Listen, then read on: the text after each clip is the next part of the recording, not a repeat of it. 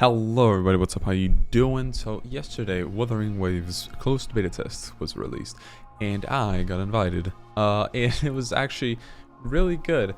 I have a lot of thoughts about the game, and I've only played it for about 5.5 hours-ish. But I do want to give my day one impressions about how the game is going, because there's a lot of things that are really good. Like some, I would say, even better than Genshin at times. But some others are a little bit concerning, or very like, this needs a lot of work before the full game comes out. So yeah, let's talk about that. So first of all, let's talk about the gameplay. The combat is really flashy, really satisfying. It's really good. The party system, instead of being with 4 characters, it's with 3, and every character has their own unique like skill and ultimate ability, just like in Genshin. But every character can also have a special monster, or like whenever you defeat a monster in the game, you can collect them with like almost like a Pokeball type of thing. And when you do, you can then use them as like deployable little guys that will help you around and will do damage by themselves, or they will do status effects or stuff like that. For example, I have on my main character, I have a little guy who spawns in and does like an AoE like poison area of effect. And on one of my other characters that has Chishia, I think is her name, Chishia, she has like a big like hulking, like almost, yeah, Hulk-like stone enemy where it like punches the ground and does like AoE stun damage. It's really cool, honestly, because you get to transform into them, or you get to like deploy them depending on which one it is. And the combat system, although I still haven't figured out all the combos and all of the different, you know, mechanics for, you know, like tying in everything perfectly together, it's really good. There's perfect dodges with witch times, like Bayonetta's slow time type of thing, kind of like Tower Fantasy. And there's a perfect parry, which is if you hit enemies that have like a circle hit marker when they're attacking you, you can like perfect parry them and it'll do a lot of damage. Or, and here's the second part, poise damage. A lot of the enemies in this game have a poise system, kind of like Sekiro, or kind of like you know, what is it, the Elden Ring have, where you can't really do that much damage to them, or they won't really get stunned by your normal attacks unless you break their guard. And one of the best ways to break their guard is through perfect parrying, because any character, I think, that has melee weapons can perfect parry. The other way of breaking up someone's poise and guard is with the element system. Now, I still haven't figured out everything about the element system yet. They don't really explain it that well or at all. So far, I've gotten a tip for mixing astral and I think like electro-esque damage in order to get more energy for my ultimate abilities. So like, I know it exists, I know there's like reactions and stuff among those lines, but I still haven't figured out how to make most of them work, and I still haven't figured out like the weakness triangle, whatever it is, for the poises of the enemies. But overall, the combat is really flashy, really satisfying, very fluid. Switching characters is very like intuitive, just like it is on Genshin. Overall, I'm very impressed with how like refined the combat is for a closed beta test. Secondly, about gameplay is the movement. The movement is very fluid, and it basically allows you to triple jump in the air, because not only can you dash in the air, which gives you like a small little jump, you can also have a grappling hook. Eventually, when you play the game, you unlock a grappling hook, which will have a point of interest that you can grapple to, and it'll like type of like kind of like in Sumeru and Genshin Impact. But it also lets you use it at any point to get a little bit of a vertical advantage. And so with that, you can do like a jump, grappling hook, dash, and then you can deploy your glider. And you can get a lot of vertical momentum. But that doesn't even matter, because also in terms of movement, you can wall run on the sides and wall run up and down. You can like use dash while you're climbing, and instead of like, you know, jumping like you're doing Genshin Impact, the characters start running on the wall, which consumes a lot of stamina, but it's very satisfying because there's not that many high points to climb to in the game, so you can get everywhere pretty quickly, pretty fast. Also, whenever you dash, you consume stamina while you're while you're walking in the ground. You dash, you consume stamina, but running afterwards doesn't consume stamina. So you can like get anywhere and everywhere in the map pretty quickly. I unlocked like a good chunk of the waypoints and the teleport like main points that unlock parts of the map relatively quickly because of how like easy it is to move around. It's honestly very good, and it feels like an even more refined version of the Tower of Fantasy movement, which had a similar sort of vibe, which lets you do like a ton of movement abilities even in the air and all that stuff. But yeah, like Wuthering Waves movement, pretty good, very fluid. Overall, the gameplay part of Wuthering Waves is its strongest suit. Enemies, like the little enemies, the little guys you fight in the world are very easy, very little baby health bars, and they don't do that much damage. But their bosses are very difficult sometimes. I am a little bit underleveled for them, but I fought like a big ass like turtle covered in like ice with a bell on its back, and I fought like the Grim Reaper is the best I would describe it. I fought the Grim Reaper with like electro scythes, and the only way to damage him was to like perfect parry his attacks, and it was really good. It was really fun, quite challenging. Eventually you figure out like their patterns and all of that, and you feel like an absolute badass. But yeah, it's like genuinely the combat is really good, and it's an incredible foundation for the game once it fully releases. However, here comes my negatives about the game, which are 3 of the main components that a lot of people will most likely stick around for, because combat is, you know, combat can be goated, but if the game doesn't have something to support that combat or to reward for that combat,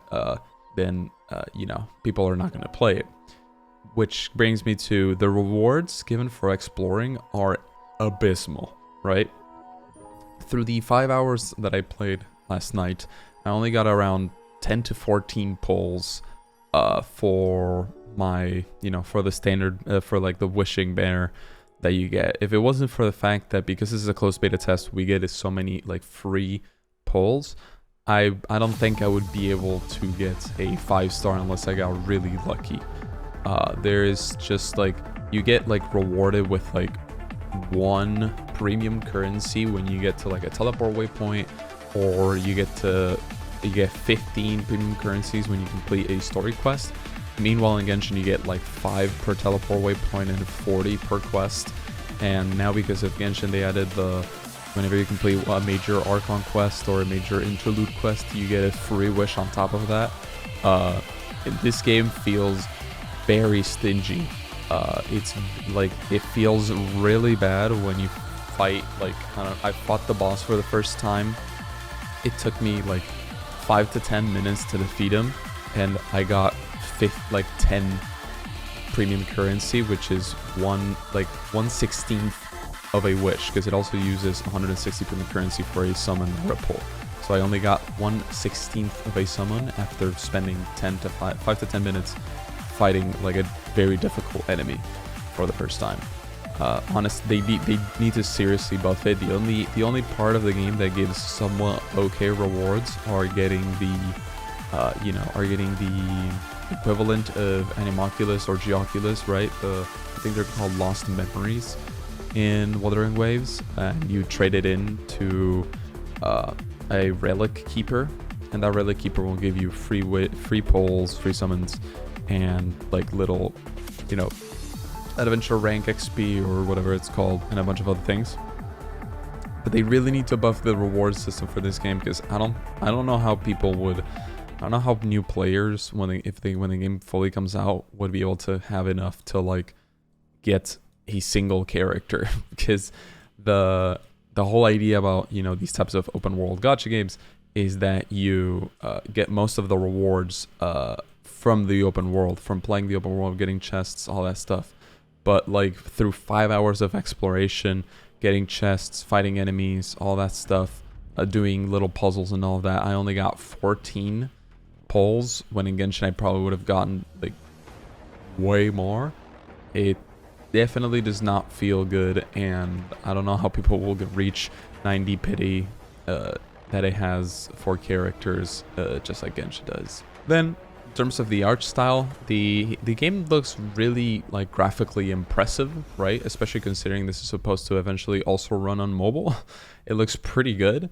I will say though that although it looks beautiful at times, especially when you are in a very colorful part of the map, there are other times where like it gets cloudy or it rains, which happens very often for whatever reason.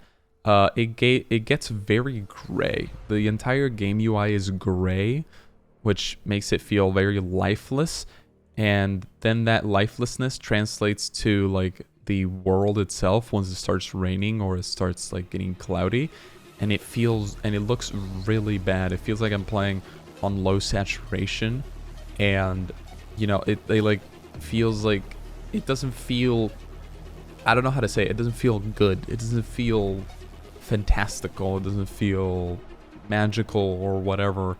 And like I understand this game is supposed to be more like gritty, and like more like, you know, dark or whatever compared to Genshin Impact and other gacha games, but also like it's taking itself very seriously, especially in the story department, which I'll talk about in a second, and it doesn't like have the quality yet to, you know, fully stand on those gritty realism legs, and sometimes the art style does not mesh well with it. And finally, the story. The story is kind of meh. The story is very forgettable. Aside from the characters, like there's Yang, there's Chixia, and that's it. And I know that there's like a catastrophic event called the Lament. Aside from that, like I literally remember nothing about the story, because there's just like very little there, and they bombard you with information and a lot of unknown names really fast, and it's kind of hard to keep up at times. But like there's like I don't know how to explain it. If it takes itself very seriously, like I said, but like the dialogue I mean, it is a closed beta test, so you know it could definitely change and all that, but the dialogue feels very flat. In the closed beta test, there's no voice acting yet, so maybe when the full game comes out and voice acting is fully added to the main story quests, then I'll be able to like get more into the gritty realism. But so far, I'm not hooked on the story. I honestly cannot. I do not know what's going on. I didn't skip like dialogue options like I do sometimes in Genshin for like world quests, or like for like any side quests and stuff like that. I literally sat down and fully like you know, like read them out loud, voice acted them on stream when I streamed yesterday, and it's just like it's not interesting enough so far. But overall, I think the game has a lot of potential. This is closed beta test 0.70, I think, and like it already looks extremely promising.